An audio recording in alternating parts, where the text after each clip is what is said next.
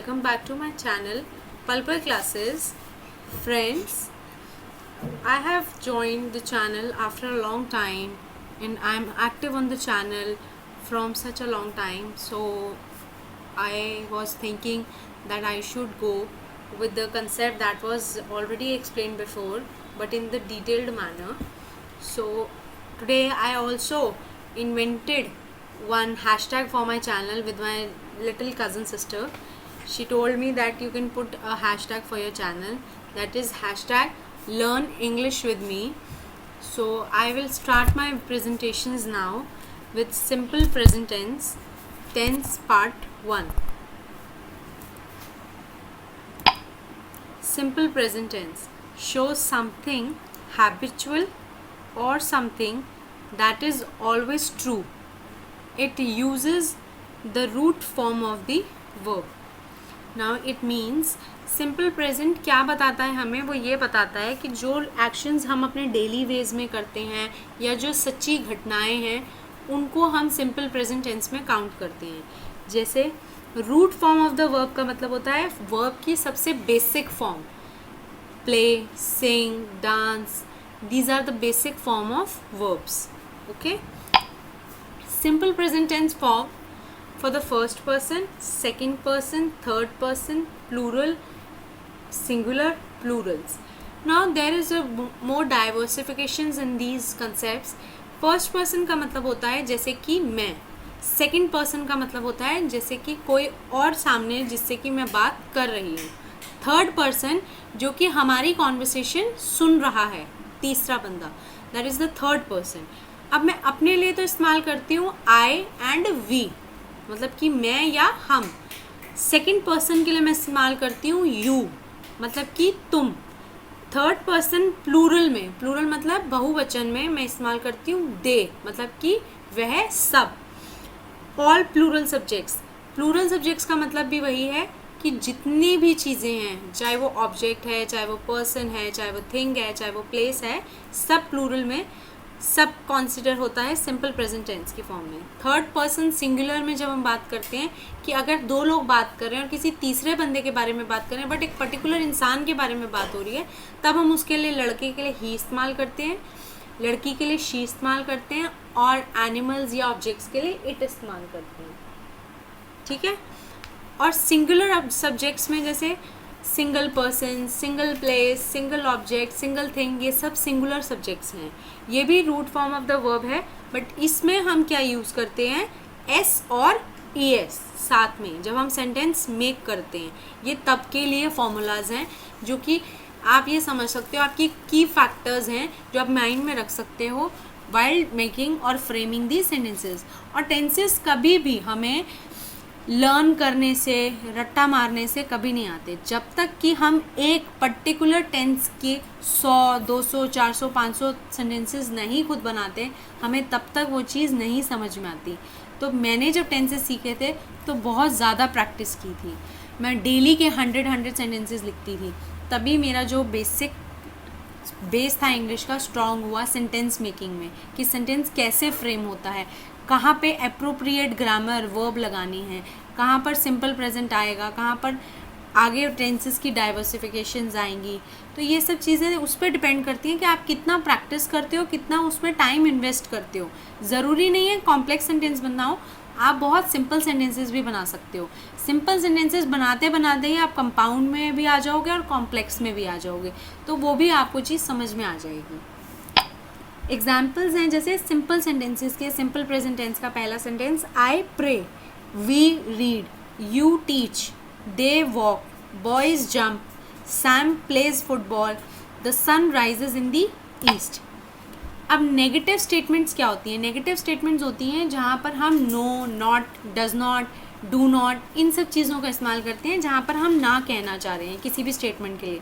जैसे अगर आई, we, you, दे के साथ हम डू नॉट और root form of the word use करते हैं तो हमें उसमें ऑल प्लूरल सब्जेक्ट्स लेने पड़ते हैं. ही, शी, इट की बात करते हैं तो उसके साथ हम डज नॉट यूज़ करते हैं. Root form of the verb all other singular subjects. For example, I do not go to school by bus, ये है आई के लिए, that is for the singular subjects. He does not live near my house. Mona does not have any new pair of jeans. तो ये सब examples हैं negative statements के।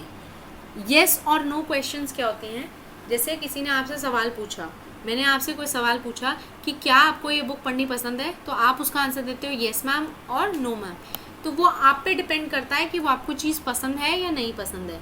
जैसे do plus I we you they plus root form plus all the plural subjects of the verb, ये है yes और no के क्वेश्चंस फ्रेम करने का pattern.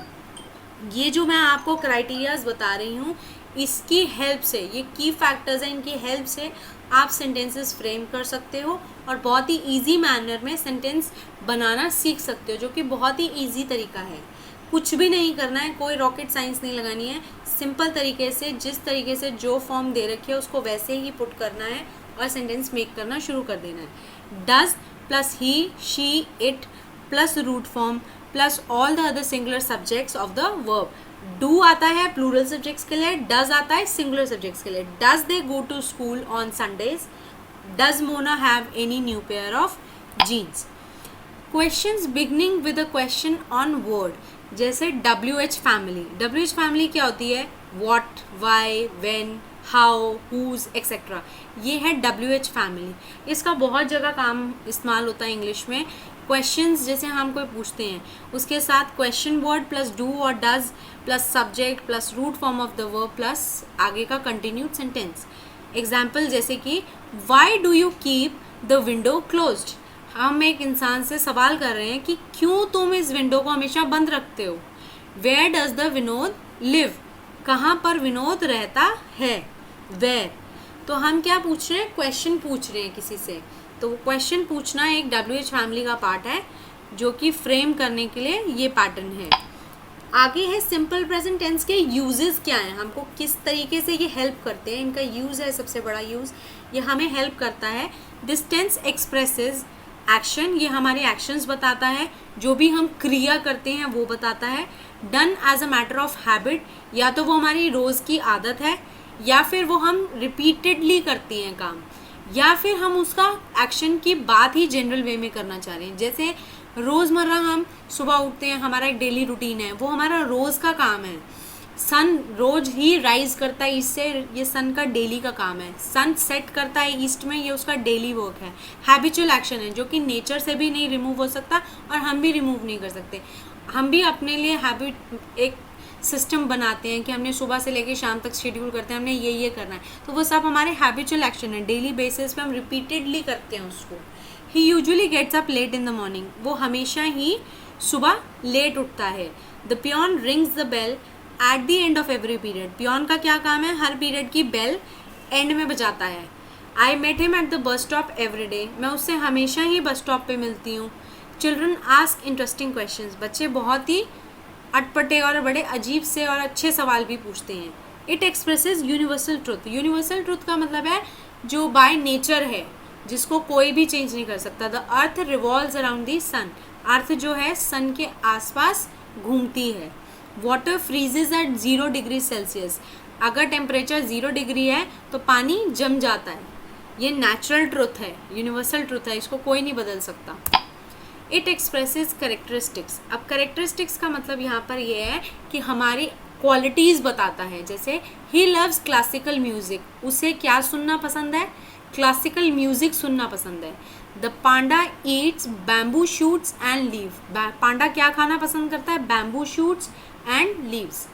It expresses situation states true at the time of speaking, अब ये हमें उस भी सिचुएशन के बारे में बताता है या उस बारे घटना के बारे में सच्ची इन्फॉर्मेशन देता है जिस टाइम पे हम उस बात को कर रहे थे। जैसे she goes to a dance class once a week, वो हर हफ्ते में एक दिन डांस क्लास के लिए जाती है। We often clean our house on Sundays, हम अपने घर की सफाई हर एतवार को ही करते हैं। तो ये क्या है, किसी सिचुएशन की सच्ची बात बता रहा है कि जो बात हम बोल रहे थे या बात कर रहे थे जिस बारे में, वो बात सच है, वो हम करते हैं, वो हमारा हैबिचुअल एक्शन है। Thanks for watching. Please do like, share and subscribe my channel. For any further query, please do comment me in my comment box or mail me at pallavisnehata@gmail.com. Thanks for watching. Take care, stay safe, stay healthy. Bye. We will meet soon.